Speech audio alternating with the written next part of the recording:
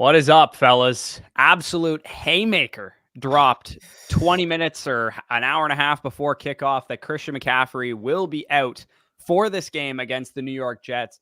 I'm sure a lot of you guys are cheesed. I, for one, am ecstatic because I was playing against Christian McCaffrey and I'm down 27 points now with Breece Hall and Ayuk. And they have to outscore Jawan Jennings by 27 now instead of Christian McCaffrey. So I feel pretty good about that. My opponent did have the wherewithal to throw McCaffrey into his flex at the very least. So that kind of sucks because otherwise he would have been picking up use check or something. And I got lucky. So the two dynasty leagues that I do have Christian McCaffrey in, I was setting my auto sub already. So I had the auto sub to Jordan Mason. So I was covered in that regard. And the other, again, obviously neither option is going to be quite comparable to Christian McCaffrey, but do have Jordan Mason, like I said, and also have Mike Williams in a PPR. So could have been worse. Yeah, definitely could have been worse. Yeah. We already broke down the entire week one slate. We did have a couple news items that did kind of pop up last minute. It sounds like Achane had like some kind of ankle issue that popped up, and Chef Ran actually mentions it, that he had some kind of ankle issue. Did you see anything else on that, or just No, I saw that that he didn't practice today with Achane, correct? Right, yeah, and they're playing Thursday against the Bills, so this is essentially like the first Thursday practice normally if you were playing on Sunday. And technically, Jeff Wilson did work as the third running back based off the usage in the last game. But I can tell you right now, if Devon Achane or if Raheem Mostert, who also got banged up a little bit in the game, were to miss time, I feel much more comfortable projecting Jalen Wright if he was labeled active to get a big workload than I would Jeff Wilson. Yeah, I mean, it's hard to say because it's only going to be week 2. So, yeah, like normal, like I would say that if it was like week 8 when Devon Achane suffered. Why do we think of the same week? Yeah, it's hard when it's week 2. They might actually just lean on a guy like Jeff Wilson if Achane is out for the game. But I mean, hopefully he's back. Like that was the major concern. I mean, everybody saw what we needed to see out of Devon Achane in the first game. I mean, give him that workload every single game. 10 carries and 7 targets. I would take that from Devon Achane every single game. Like that's 100%. Exactly what I want him to get. 100%. So, I mean, again, got a couple prayers going for tonight. Like I mentioned with the Flock League, basically just need Breece Hall to be able to keep par with Brandon Ayuk, and I believe it's the Jets defense that Zach has. It's going to suck either way, whoever loses our matchup, because assuming we live up to the projections, we will be the second and third highest scorers in the league. So that would not be great, losing week 1, knowing that you're a top 3 scorer. Yeah, I think in our Flock League, I think I'm right up there behind. I know Badake outscored me for sure because he had a monster game. I still have Garrett Wilson to play, and I'm currently 4th highest scoring right now. So 5th highest scoring. So I think after Wilson's out there, I'll probably have a nice like 125, 130, which would be right in the top of the league there. So I feel pretty good about that. For sure. We got a super here from Christian. Yeah, I was just going to point that out. Ooh, gonna remember this for next time. We forgot to count it down and set up stream mode. Yes, we did forget to do that. You are correct. Okay, I'm gonna pull it up on the side just so I can answer a question. Like if I see anything, we can manually do it for today. But yeah, that's definitely something we gotta. I mean, it's new part of the procedure. We'll get used to it. But yeah. But anyways, Christian says up 9 with Ayuk facing Breece and Greg Zuerlein full PPR. Am I winning or losing, boys? I mean, Ayuk, hopefully he's going to be on the field running a full allotment of routes or whatever. Like, where did this Ayuk is going to be limited report even come from?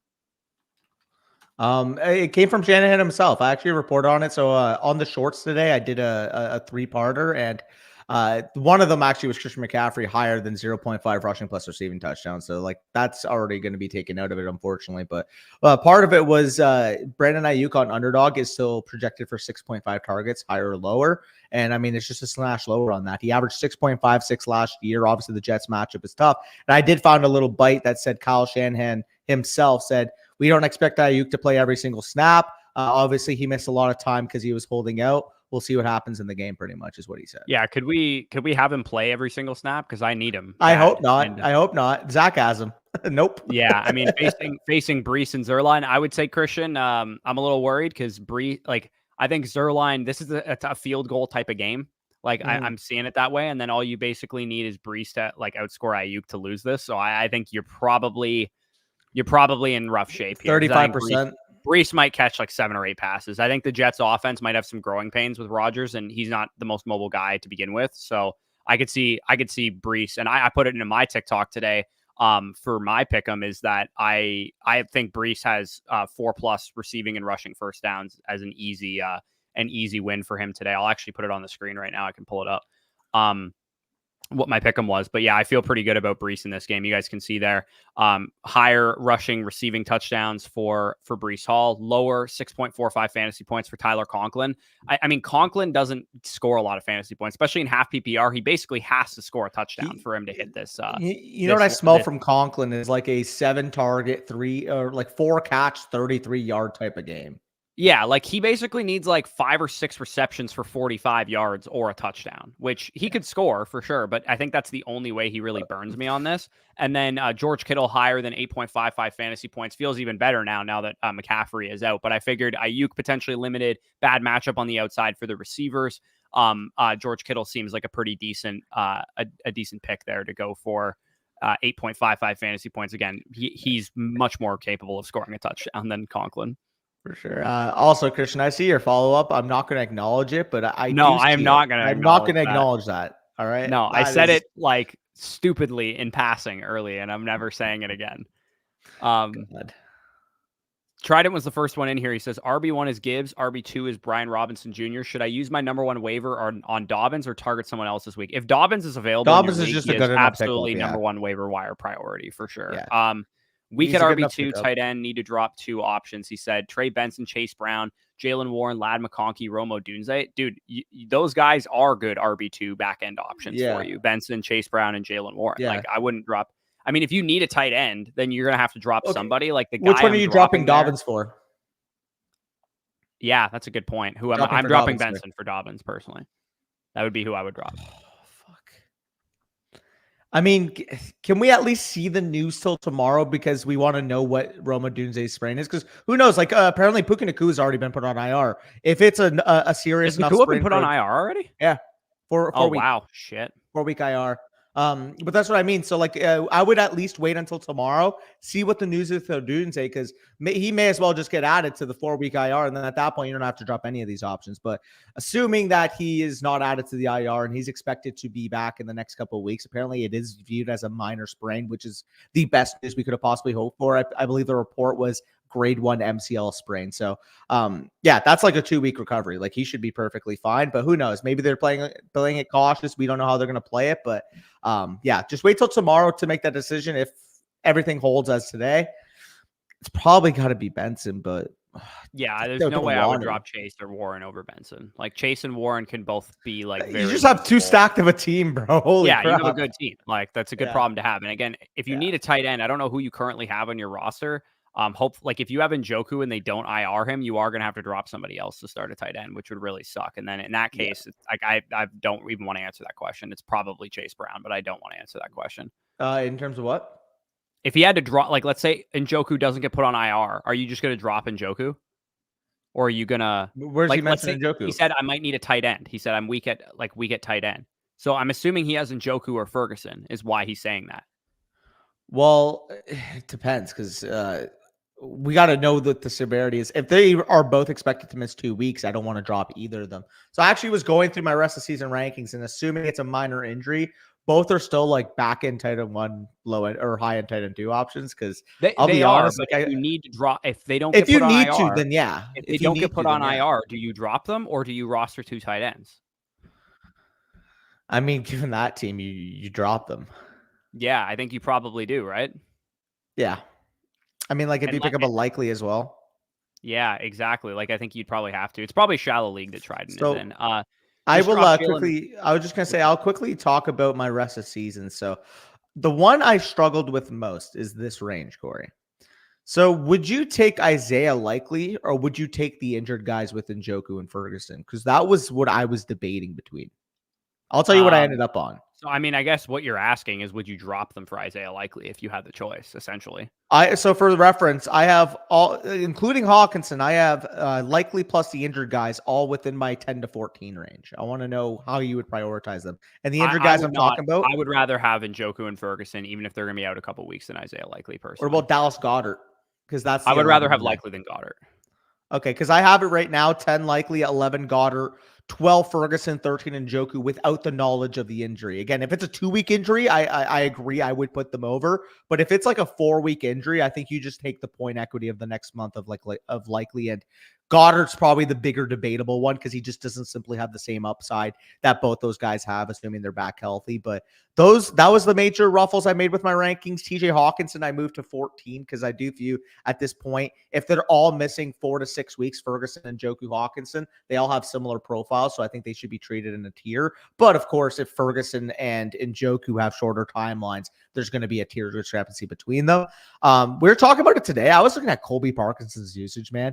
80% of the routes, was able to command some targets. Like you said, the ADOT was low, but the whole offensive ADOT was low, man. They couldn't block anybody up front. My whole point on Parkinson is just that he might not be any good. Like, that's literally all I care. Like, he ran good routes. You're right. But like, so did 4 or 5 other tight ends who are widely available, who I've seen at least glimpses of good production from, like Noah Fant, like Hunter Henry.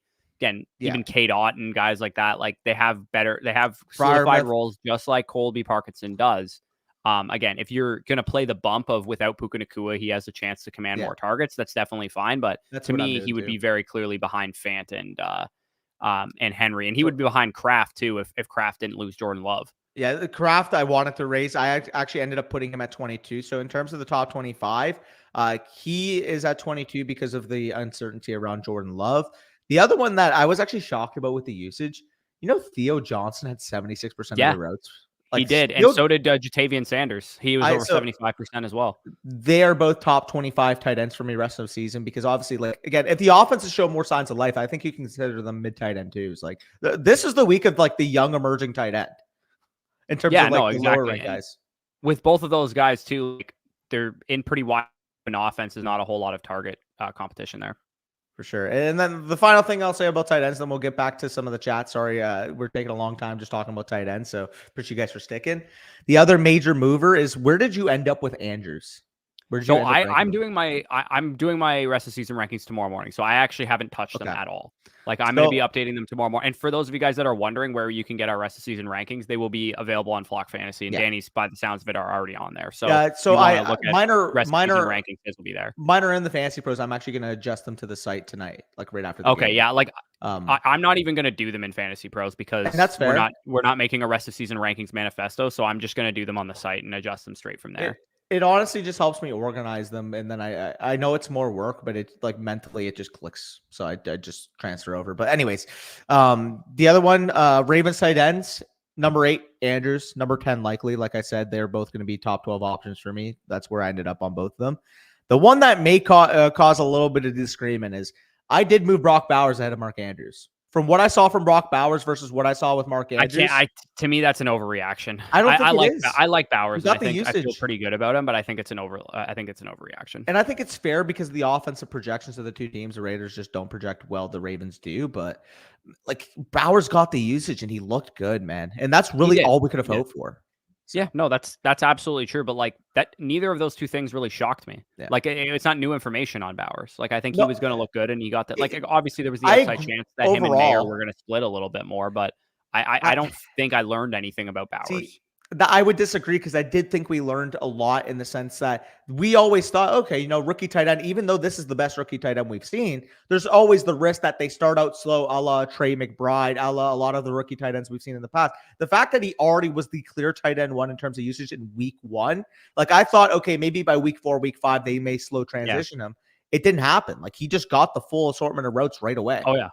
Yeah, no, and that's great for him. But like, I mean, Andrew still ran 75% of the routes, and he's been like a top 5 tight end anytime he's been healthy. So it's like, more again, so just taking in the concern of the talent. I get factoring it in with the Isaiah Likely thing, but to me, putting him below Bowers and below I don't think you have him below Ingram, but if you had him below Ingram, to me that would be an overreaction as well. I have Ingram at 9. I have Ingram at 9. I think if you want to stay comfortably, Kincaid and Pitts and all of those guys are ahead of Andrews. To me, that's definitely fair. And Bowers and Andrews is definitely a conversation, but I would still prefer Andrews unless I see one. Like, if I see another week of him running only like 70% of the routes and Likely being the guy that's like moved around the formation and shit, then I'd probably change my tune on that. For sure. So we'll get back to the chat again. Apologies, guys. I thought went we'd on a bring it up because tangent. we're talking about some tight ends. Thoughts on McLaurin? It's between him and Worthy. You're taking Worthy all day, every day, and you're running Yeah, with it. dude. I had it So like we that were not before. high on McLaurin at No, all. Like no. we were very much the offense that I watched, and I literally watched that game condensed today because my team played against the Commanders. Yeah. The game and the offense that I watched is precisely exactly what I expected the Commanders And I offense got to be. flamed for saying in the Yeah, offseason. I expected it to be nobody can get open, nobody can create separation. It's going to be Dump off checkdowns over the City. middle of the field to Zach Ertz and checkdowns to the running backs, Brian Robinson and Austin Eckler, or Jaden Daniels is running the football. Hey, it's pretty funny because I literally said an offseason stat that the Jaden Daniels led Commanders first team offense had a 5.5 ADOT, which would have been the lowest in the NFL last year. I bring up the stat and everybody comments like, oh, like they're just like playing it like casual in the offseason. Like they're going to do it in the regular season. It's like when a team shows you their tendencies, you should fucking follow it. Not to mention, like Cliff Kingsbury is like the 4 wide receiver set guy. Like his number 2 receiver is De'Ami Brown right now. His number 3 receiver is Olamide Zaccheaus. Like they don't have the horses to run the offense that Kingsbury wants to run, and that makes me just think it's all season long. It's just going to be Jane Daniels running the football, and he's obviously going to be great for fantasy for that reason. But he ran the ball 16 times, dude. That's more than RG. That's 3 more rushing attempts than RG3 was ever allowed to run with the Commanders. Isn't that crazy? Yeah, like there's another thing too, another stat from the game. I'm trying to find who tweeted it. I'm trying to remember, but like if you looked at the motion rates of the offenses this week, all the best offenses in the NFL that scored all the most points were like 55% and Also, above. fucking shout out to I haven't seen motion in Tampa Bay in my entire fucking life. So shout out to Liam Cohen for actually putting it in our offense. And if you searched it by the lowest motion rates, all of the worst offenses in the NFL had like a below 40% motion rate. And I want to say Washington had like a 16% motion rate this game. Dude, motion is like the easiest thing to implement that makes your like McFarland and like Ray GQ talked about this when they were breaking down schematic stuff as well. Like it literally is worth like 52% more fantasy points if the receiver was in motion on the route. Like, and that's why Jalen Waddle and Tyreek Hill, like it seemingly can get like 5 targets and be dominant. So this was the tweet. So pre-snap motion rate on pass plays week 1. Saints 88%, really something to monitor moving forward. Kubiak's Kubiak. I was impressed with Kubiak. I think Olave is going to be absolutely one of my biggest buy lows this by week, far. for sure. I mean, we're going to be talking about it on Wednesday's video. You guys can stay tuned for that. Lions 83%, Chiefs, Packers, Rams, Cowboys, Dolphins, Vikings, Buccaneers, Texans. All those teams had good offensive days.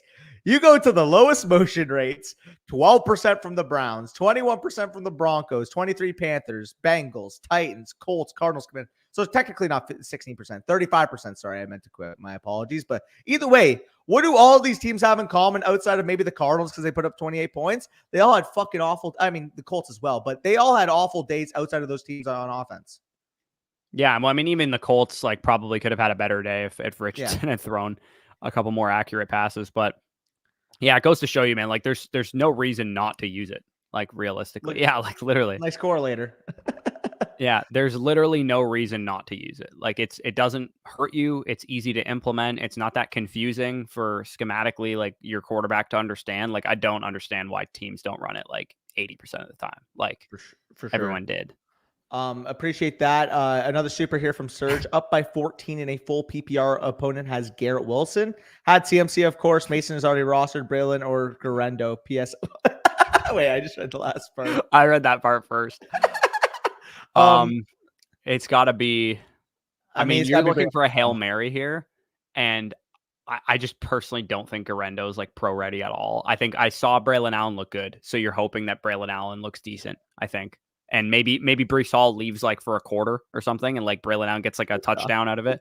I gotta stop wishing injury on Breece Hall.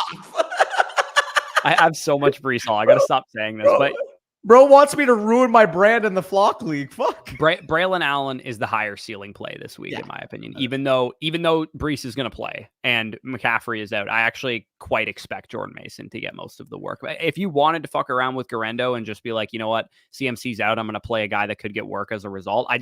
Garendo like had missed like the entire offseason basically in training camp with like a hamstring injury. So I think he's just not going to look ready. Sorry to see that. Don't give it to the anger. We have a bunch of supers I want to get through before the game starts here. Trade Aaron Jones and Diggs for Jamar. I have Kyron and Ford. Yeah, go trade Aaron Jones and Diggs for Jamar Chase. That is a great Go buy move. low on first rounders who disappointed. Amon-Ra St. Brown, Jamar Chase, whoever you can get your hands on that disappointed as a first rounder, because people will overreact. Like, dude, someone commented on my TikTok of bus-proof players. I put out at the beginning of or like in July or August or something. I was like, bus-proof players in the first round, Breece Hall and Amon-Ra St. Brown. Someone went back and commented, this didn't age well. Like, first of all, St. Brown played one game and Breece hasn't even played yet. People are victory lapping half of the take. That is fucking comedy. I'm like, dude, are you actually worried about St. Brown? Like, nobody should be worried at all. That's like, another thing too. Jameson Williams had a good game. Like, who gives a shit? Amon-Ra St. Brown is still the clear number one on this team. And if like, again, we the meme aside, like Jameson Williams kind of does help Amon-Ra if he's actually a functional member of this offense. Yeah, I mean, like, Jameson Williams looked good. The only difference I can say you can possibly make in your Amon-Ra ranking is if you had him at 3rd and you want to move him to 5 because you like what you saw from Jefferson and Chase. That is the only acceptable movement I can see for Amon-Ra St. Brown. If you're moving him any lower than 5th overall because of one game, you're doing fantasy football wrong. Unless Garrett Wilson has 3 touchdowns and 200 yards tonight, that is the exception. Make that one too. That is the exception. I mean, I can see right now, you might be able to trade like Cooper Kupp straight up for Amon-Ra St. Brown after this week. Oh yeah, you might be able to for sure. Trident adds this part to his original question. He says, team is Hurts, AJ, Nico, Gibbs, Brian Robinson Jr., Sinnott, Dell, Neighbors, Reed, but I have to drop one defensive player, one for a tight end. Okay, so you definitely drop Sinnott and pick up a different tight end because Sinnott played like 1 snap. And then one for Dobbins you mentioned, it would be Benson for me. For sure. In your previous part of your question. I do quickly, we'll answer this. Brooks still worth holding on to? Yeah, absolutely. I would. I mean, like, he's still a stash for me. Yeah, like he's definitely, especially if you have an IR, it doesn't cost you anything. Thrill shot, fantasy suction. Danny's still happy with the Flockley trade. Obviously, Stevenson had a good game. Stevenson Benson wasn't the reason I made this deal. Can we clarify Collins that? Was the reason you made this Nico deal. Collins was the reason. That's what I don't understand. People are like, yeah, you're losing Stevenson points. Yeah, I know. That was worth it to me because I viewed Waddle to Collins as a big enough upgrade to justify it, in all honesty. And I mean, unfortunately for you, the 2 guys that you thought you were good with at the running back position for your that didn't work out. Haven't really worked out so far with Dowdle and Chase Brown. So Stevenson definitely would have been better from that perspective. For sure. But yeah, like I was kind of on that. Like I knew the reason you made the trade was for Collins, like not because you wanted to get Benson. That's what like boggled my brain. Like, Benson was a throw in. Like if you listen to the video, like you and Mason are like, which guy do you want to throw in here? And you're like Spears or Benson or whatever. And you're like, I'll take Benson. Yeah, because I wanted the implied upside. Because I looked at it like, yeah, I'm giving up production with Stevenson to move from Waddle to Collins, but I think Nico Collins is going to be a superstar. And everything I saw in that game, man, like. He looked on. You can't watch that game and tell me that Nico Collins doesn't look like a superstar, dude. The long play that he had where he mossed the 2 guys, he literally looked like a fucking freight train with legs on that play. Like when you watch back that route, he's literally just absolutely a man on a mission that will not be stopped. Like he is a freak show, dude. He is an absolute freak show. Yeah, like for sure. It's just hilarious to me because I had somebody also come on because they said like going into the year like Diggs over Collins or whatever, and they try to like receipt me and say like, oh, like I told you Diggs was the wide receiver one the whole time. I'm like, did we watch the same fucking game? Like Nico Collins made Diggs all the plays for touchdowns though. That's fair for sure. He caught 2 touchdowns. He also had like 5.3 yards per reception. Like he was what he was. He's a security blanket underneath that will have some spike weeks in the red zone if he catches a touchdown or 2. The number 1 wide receiver on this team very well was still Nico Collins in terms of snaps, in terms of targets, in terms of overall game flow. Like the one that got into the end zone was Diggs, but it's funny because he only outscored him by like 4 points despite scoring twice. Yeah, no, again, my attitude towards the Texans receivers by the end of the offseason just became like, I'm actually just going to draft all of them. Like I actually like all of them. Like there's no reason for me to argue Collins over Diggs or Dell over Diggs or whatever. I'm like, how about I just take whoever falls? Yeah, no, I mean, that was the way to play it, and the offense looked dynamite. I mean, we talked a little bit about Joe Mixon on our today's earlier live stream, but he was a big riser for me at running back. Like, that was close to a couple touchdowns as well. For sure. In terms of Mixon, he's a guy that I believe I had him at 14 or 15 coming into the season. So not somebody that I was completely fading. Like when he was in the 5th round, I thought he was actually a solid value. I mean, we both kind of came to grips with Joe Mixon actually being a solid pick this year, which was new to the brand because we've been hating on Joe Mixon for a while and we were actually quite okay with him. But that even blew our expectation. Again, we expected a high-end RB2. I think you can make the case he's a mid to high-end RB1 rest of the season. Like he looked good. Yeah, I'm still like I'm ready to get burned by Mixon if I read Yeah. him. Like, did you put him over Jonathan Taylor? I have Mixon 8. I have Kyron 9. I have Taylor 10. Yeah, I would put Kyron over him for sure. I think that's fair. I'm still taking Taylor over Mixon, but Yeah. he's like probably right at like 10 At or least 11 10. for sure. Yeah. Yeah, like so right now in terms of like how that kind of goes, I'm curious how you. So I think the top 6 is pretty set, pending I would on still rather how have you James Cook. I don't think that's a really popular opinion. I would still rather have James Cook. see Though. that is a little bit of a difference. So for me, like at the top 6, I think any order you slice it, I would think there's the top 3 guys, and then there's the next 3: McCaffrey, Brees, Bijan. Rank them the order you like. Then for 4 to 6, order you like, but I think personally, I ended up moving Barkley to 4 because we saw exactly what we wanted to see from an efficiency standpoint. Got I a forgot to bunch of the victory goal line lap work. that, by the way, because I said a million Yeah. times that they were going to use him in the red zone. He scored 3 touchdowns in his first game. Yeah, for sure. So he was 4. I moved. I'm curious how your thoughts are between Achane and Gibbs, assuming Achane is fully healthy and he doesn't miss any time. Achane versus Gibbs. Yeah, We saw Montgomery get a lot of work. we did. But I expected that. Like I think I would rather have Gibbs still. To be honest, it's close though. It's really. I close. think they're clear 5-6 at this point, right? Yeah, I'd say tiebreaker. I guess that Gibbs has or Achane's got an ankle injury right now would be like the only difference between them. And then I guess another big difference for me, again, no discredit to the guy himself. Like he didn't look bad per se. Actually, he didn't look the greatest. I'm not gonna lie. I'm kind of sugarcoating for him, but I still like him. But ETN, I do think I had to drop because Bigsby was a much bigger part of the offense than I expected. So the difference with ETN is I had him as a back in RB1, like the 9 to 10 Where do you range, have I believe, Pacheco? in my rankings.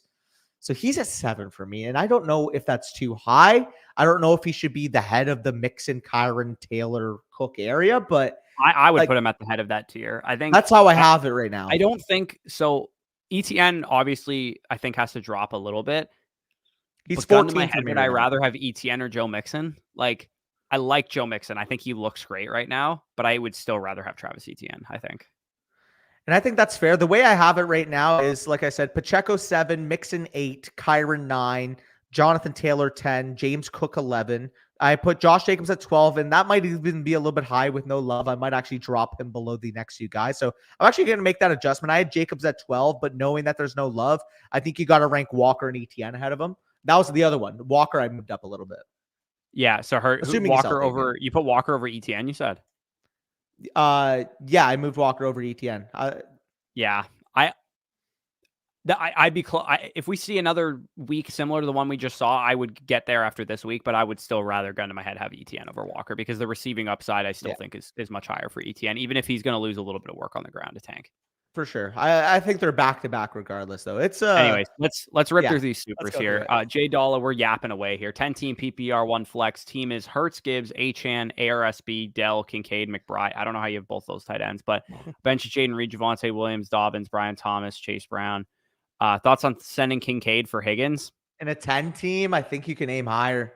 I'm not I would. If I were you, dude, I would take Kincaid and add in like Jaden Reed, for example, just had a monster game. Like take it Jaden Reed plus Kincaid and aim high. Get a hammer. Like go for. Can you get up to Marvin with that? If you can, that would be sick. London, for sure. Yeah. I mean, you could probably even get better than that, to be honest. I actually don't think it's outrageous that you could get higher than that. Yeah, I think that is definitely a but fair shoot higher. I mean, like I don't mind T. Higgins, but do I like kind of my head? Do I want to buy low on him right now? Not really. Well, it's a 10-team league. First of all, like we always talk about the Cincinnati Bengals offensive insulation. Where was that on Sunday? We didn't see. Yeah, there was no insulation. They were insulated as dog shit. Yeah. Yeah. But that's how we approach it. Try to aim higher than Higgins. Also, adding 1 or 2 of my bench pieces to go get Stevenson in the deal as well.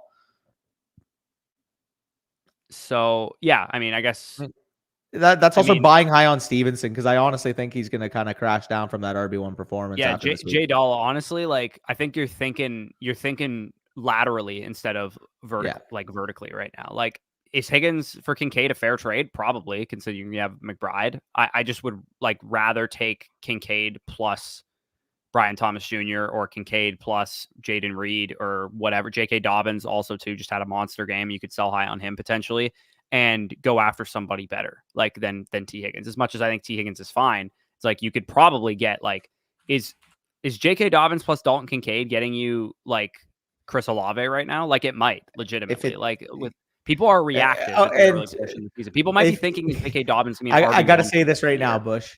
If you guys are watching this back and you want to go, oh, that won't fly in my league. We don't care. Like, we don't care. Like, some leagues that nobody may go watches down. this back, though, because as soon as the game starts, the stream is irrelevant. That's fair. But, I mean, it's happened before where you've said a trade and people wanted to kill you in the comments because people want to flame me in the comments typically for the trades that I come up with. Obviously, like, they're not going to work in every single league. We got Sorry, yeah, I'll just drop CMC. Oh, yeah, sorry.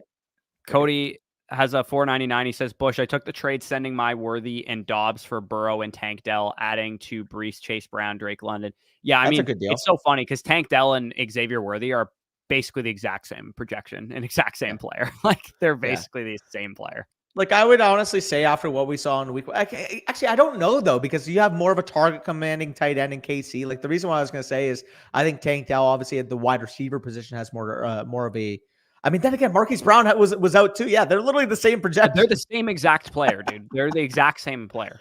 Like, if one of them is a mid wide receiver 2, then that means the other one is. If one of them's a high end wide receiver 3, then that means the other one is.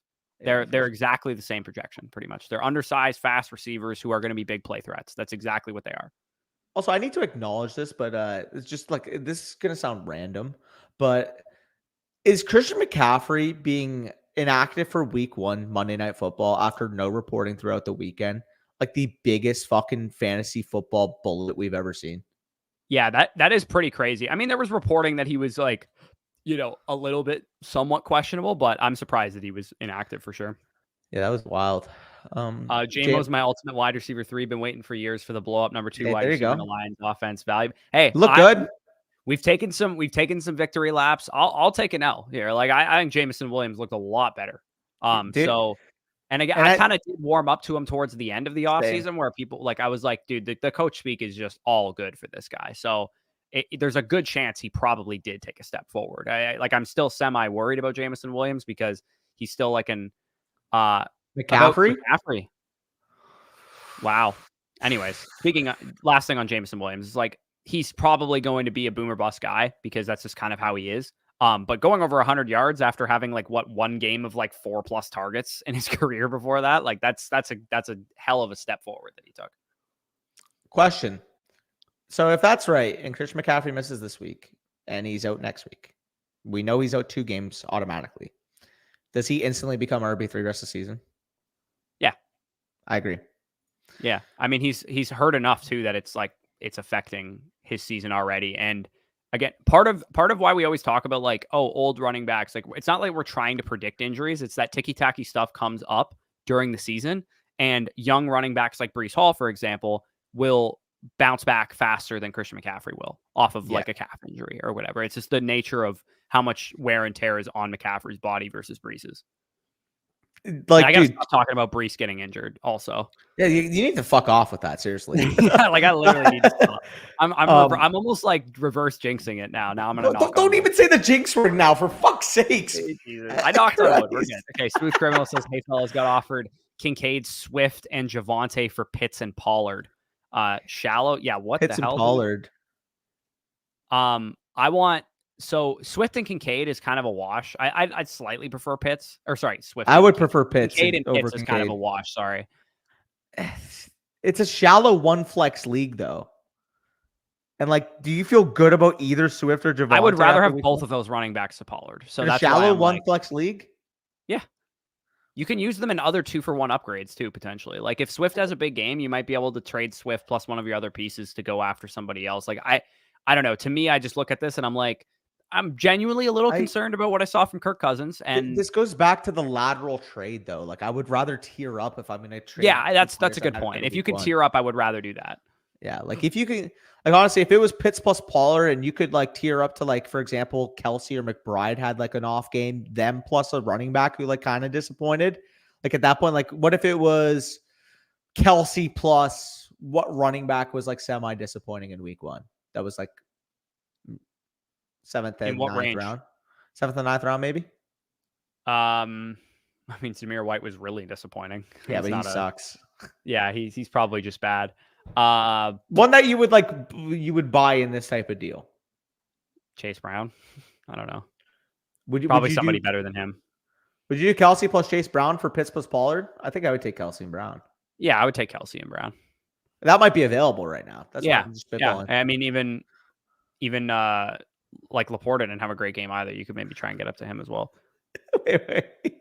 The big guy is coping with Stevenson.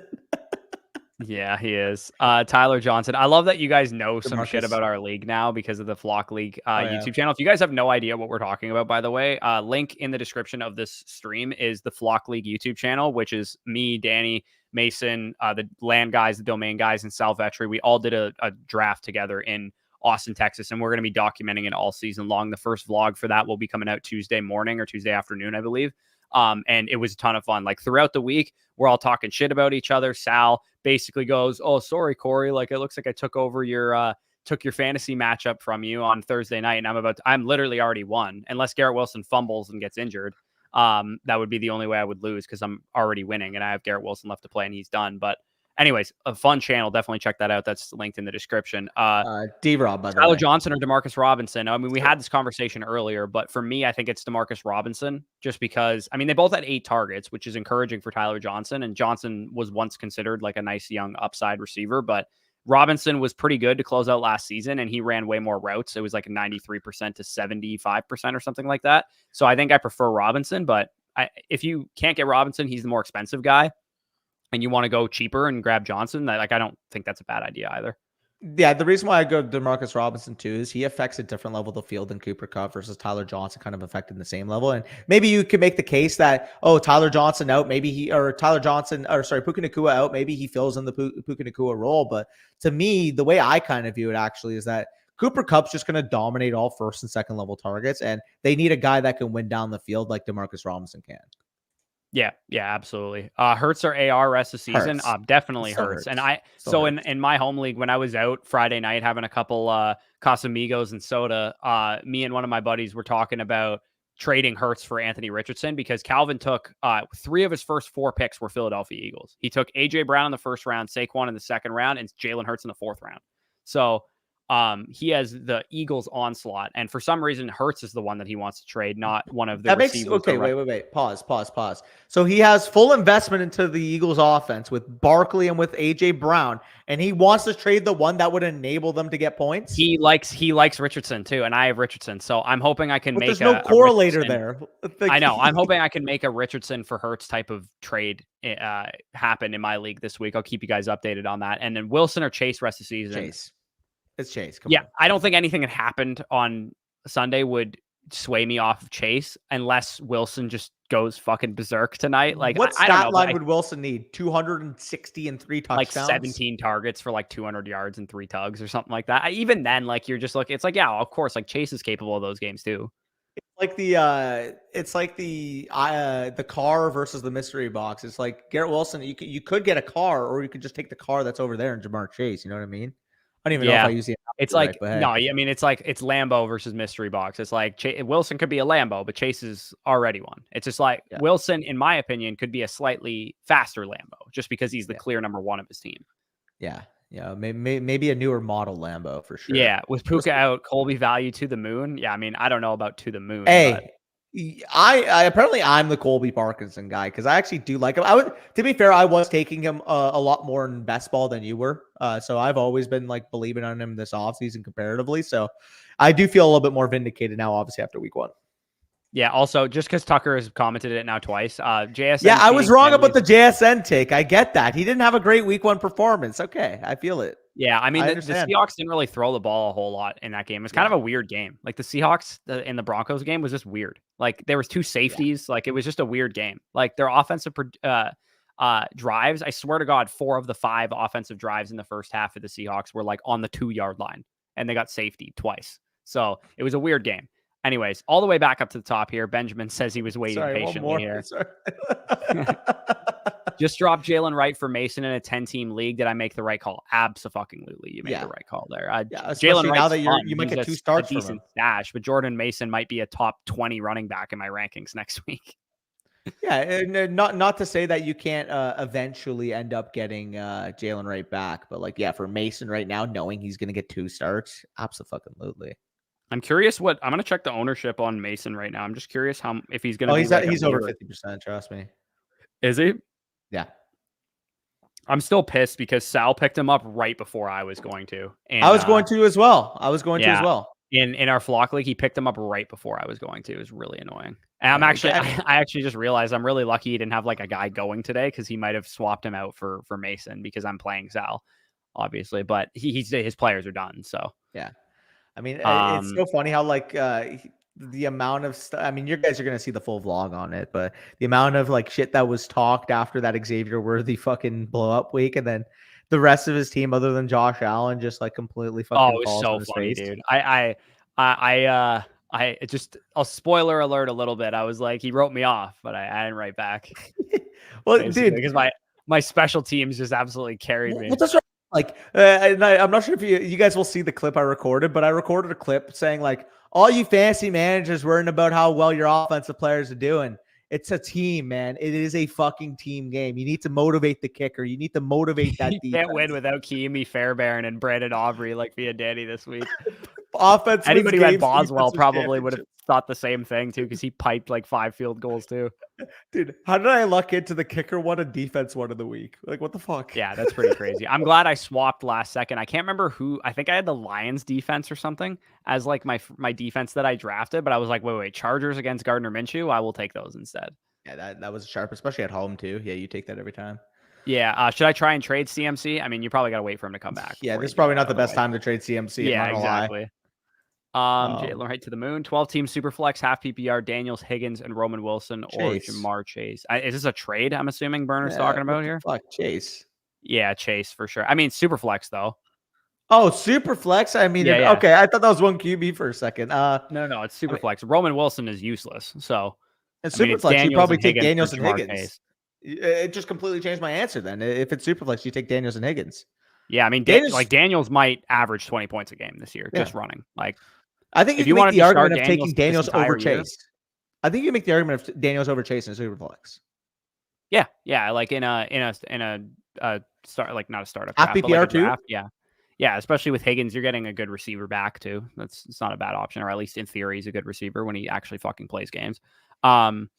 Henry says, I'm in 2 tie games with CMC left and winning another barely, and I have no replacement. 3 L's. No. Yeah. Those of you guys that do have Christian McCaffrey, I'm sorry for you, but also I'm also really happy because I might win in my home league because of it. For those of you guys that are just joining the stream, I'm down 27 points heading into this week. My opponent had Christian McCaffrey. I have Breece Hall and Brandon Ayuk, and now he has Jawan Jennings instead of Christian McCaffrey. So I think Ayuk and Breece Hall should be able to outscore Jawan Jennings by 27. But again, it's not a guarantee that I win. If I do win, though, I'm going to feel very, very happy about that. Sickening. What's up? Wait a minute. Wait, who? Okay, never mind. I was gonna check if either of us play Thomas next week because he has McCaffrey. Yeah, who do you play next week? I play Badake, actually, I believe. Yeah, it's always better when the creators are playing each other because like I can't really just talk shit to the devs, right? Well, dude, what are the odds I play both the Fantasyland guys in both the first 2 weeks? Yeah, that is funny. I play Austin next week, so I play a dev next week, which is kind of shitty, but I do play Avery and Badake in the next 2 games after that. So yeah, who do I play? Back into the creator swing of things.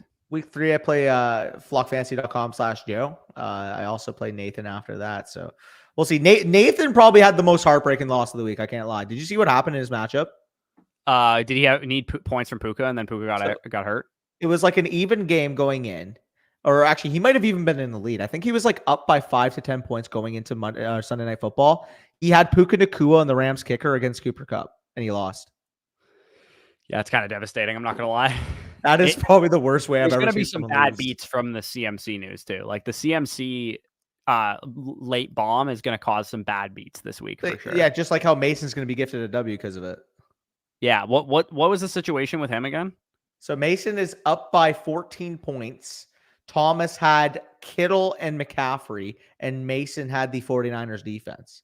So now basically Mason just needs to hold on to a 14-point lead with the Niners D against Kittle. Like Kittle needs like 40 points for Thomas. He needs to erupt, basically. Yeah. I mean, the 49ers D could like only get like 4 points and then Kittle will only need Maybe like negative. Maybe it's a shootout and it's like -2. Yeah, maybe. Yeah, I don't think it is. I think the Sharps are quite on the over or on the under in this game. For those of you guys again that are just joining us, what did you load your pick'em entry in here or no? I don't believe I did. I can right now though. Let me. Yeah, do I that just want to go actually. over it because there's a bunch of people that just joined recently. Um, There is oh, just it is up there unless that's yours. that's Did mine. you just upload yours? I'll show mine real quick again. There is a new customer offer for those of you guys that are not on Underdog, code FSE, of course. Aaron Rodgers, half a total yard, and these are the ones that I went with. Again, I think they're going to rely on Breece Hall heavily today, so I took the higher 4.5 or 4 rushing and receiving first downs, lower on Conklin's fantasy points because in a half PPR scoring format, he pretty much has to score a touchdown to hit that because he just doesn't simply get the targets and the receptions or the yardage, to be honest, to make that happen. But I mean, Conklin, he gets some targets here and there. He could burn me on that one. And then Kittle fantasy points and half PPR. I feel like we're getting a good Kittle game with Ayuk potentially on a pitch count, Debo Samuel in a tough matchup, Christian McCaffrey out. I think they're going to rely on George Kittle quite a bit in this game. So I doubt that is his fantasy point line. Currently, I think his pick'em is probably higher than that now because of the McCaffrey news. But I got him at a nice little price this morning. Also, I do have to mention this because you're the Dobbins guy. I'll show mine in a second as well. But you see Dobbins, like how he was emotional, like after the game when he was getting interviewed. Yeah, dude, I fucking love that for Dobbins, dude. Man. That is fucking not the injuries he's gone through, man. To fucking be where he is now, that is fucking insane. But not to mention too, I would have already won my home league matchup if I had just played J.K. Dobbins. Good point. So in terms of my picks, like we said, we're taking the higher on 27.5 receiving yards for Breece Hall. Breece Hall, the highest graded PFF receiving back in 2023 in a matchup where his quarterback's coming off a torn Achilles. I think he's going to get a ton of dump offs. I think he's going to get a ton of designed work. That pass rush is going to be after Aaron Rodgers, and he's probably going to have 7 or 8 targets in this game if I had to guess. Agreed. Unfortunately, the McCaffrey one I can't really get now. A higher 0.5 rushing touchdowns. It becomes a 2 pick'em entry for $30 instead of $60, which is if you guys were ever curious what happens in that situation, it just becomes a 2-leg pick'em instead of a 3-leg. And I still feel extremely confident about my equity right now, knowing that I got the lower on the 6.5 targets and the higher on the 27.5 receiving yards, because I think I'm not going to say lock, but like those I feel very confident in hitting. Yeah, I'm so far. If you guys have been tailing our pick'ems or tracking our pick'ems, I'm 0-3 on the season so far. Thursday night, Friday night, and yesterday, and I've missed 1 leg every single time, and it's been so close on a lot of these too. And so I'm irritated, and I need a win today. So I'm 1-2 at the moment. The first 2, like the Thursday night and the Friday night, I was 1 leg off of each of those on Underdog, as well as yesterday I ended up hitting because I believe I had the Kyron over 0.5 rushing plus receiving touchdowns. I had the higher on Nico Collins, 69.5 receiving yards, went over by like 50, and I had the Dak free pick'em. I had the Dak 0.5 total. So we feel good. So good. A win on the board. We're up, I believe, 3 units going into tonight. $30 total in, $60 because we won that yesterday. And if today we were to hit, we're up to $90 with 40 put in. So not a bad weekend. You're doing better ROI wise. I mean, I did a 4 pick'em plus the Jahmyr Gibbs special. So if I had hit that, I would have been cruising for a while because that would have been a $200 payout on a $10 pick'em. So I mean, realistically, you don't have to be hitting 50% of the time on these. Like we're doing 3 pick'ems and 4 pick'ems. It's like you hit on a 20% hit rate or something. Like you're going to be in very good shape at that point. And I would definitely say mix in the number of legs because obviously, like if you want like the best ROI, you're going to be doing a 3-parter because you just want to eliminate all the variables at hand. But that's obviously calculated in because instead of a 6x, if you up it a little bit, like for example, yours I believe is a 20x. You did. Yeah. But I had a free square in there with Gibbs, so it was essentially a 4-leg one. The interesting thing for those of you guys that are curious, like what's the best number of entries to do? According to OddsJam, the 3-man non-insured on Underdog Fantasy are the best odds on hitting and stuff, and also the 6-man insured ones where you only have to get 5 of 6 correct are also right up there with the 3-man non-insured ones as well. So if you guys are playing Underdog, that is good tip for you guys to go through there. Max, this might be a question that a lot of people have. I just think this is an interesting one. If you have McCaffrey in your running back slot, how would you rank the other running backs in this game? Is basically what the question is. So I mean, obviously Breece is not going to be available. Braylon, Garendo, Isaiah Davis would be my order, and Juszczyk would probably be 4th. Juszczyk or Garendo? I'd rather play Garendo for sure. Yeah, because I mean, you have a higher chance out of pure zero, but you also have a higher chance that if Mason gets banged up, you might get a guy that can score like 15 points. Yeah, I think Garendo is probably the better option for sure. I mean, I think it Braylon depends is what the you best need. Like, option running back who should. And he might be rostered though. That's the other thing. Like, it's probably going to be Davis versus Garendo for most people if they're just going straight to the waiver wire. If you have, if you need 2 points to win your matchup, definitely go Juszczyk, because I feel like there's almost a lock at this point with no McCaffrey. He catches like a flat or two.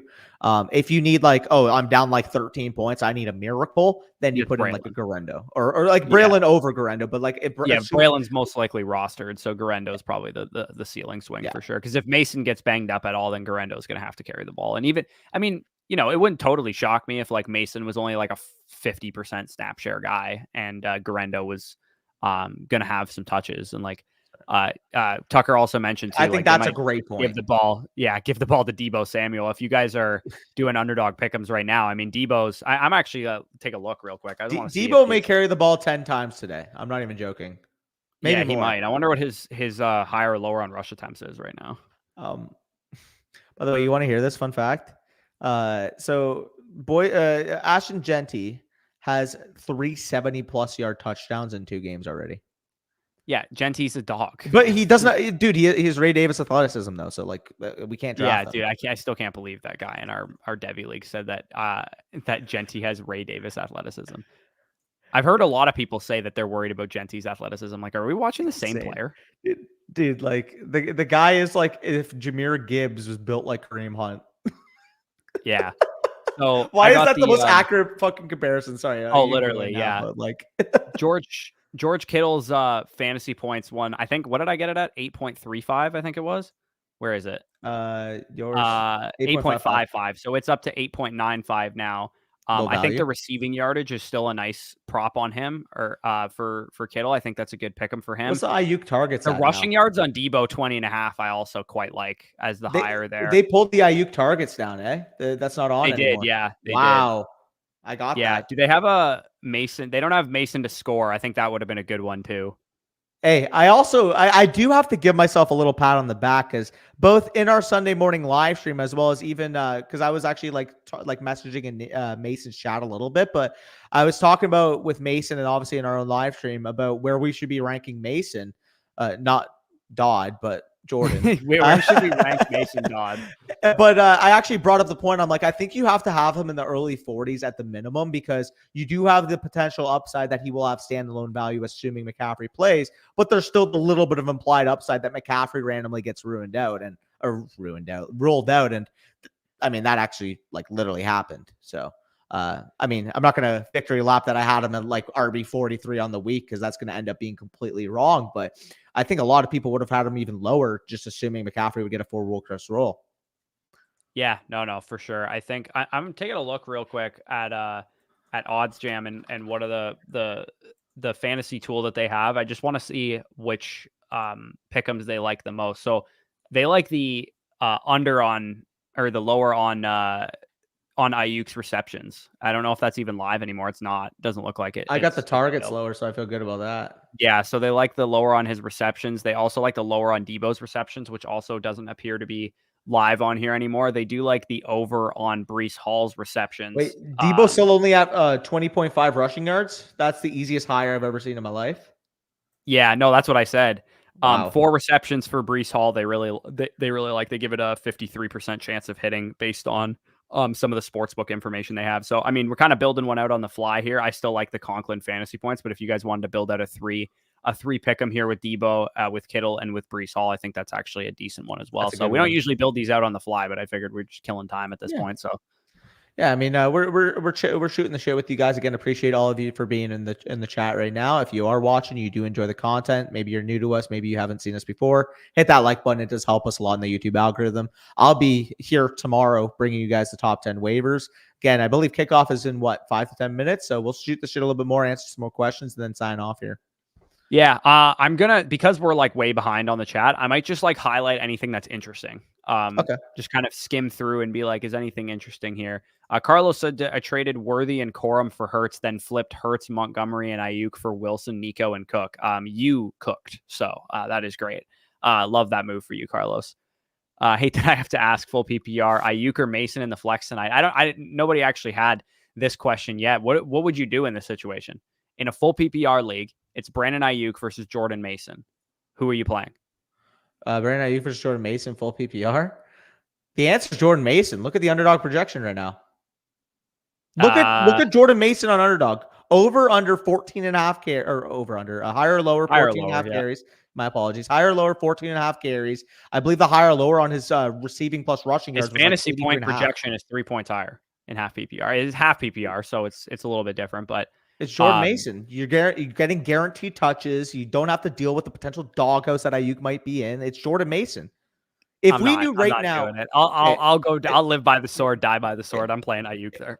If we knew right now going into this weekend that Jordan Mason would be the starting running back for the Niners and McCaffrey would be out, where would we be ranking Jordan Mason in our running back rankings? Like probably like top 18. I think higher. I think he'd be a top 15 back. I mean, we don't know for sure that he's going to be like a workhorse, though. It's not like he's getting McCaffrey's fucking workload.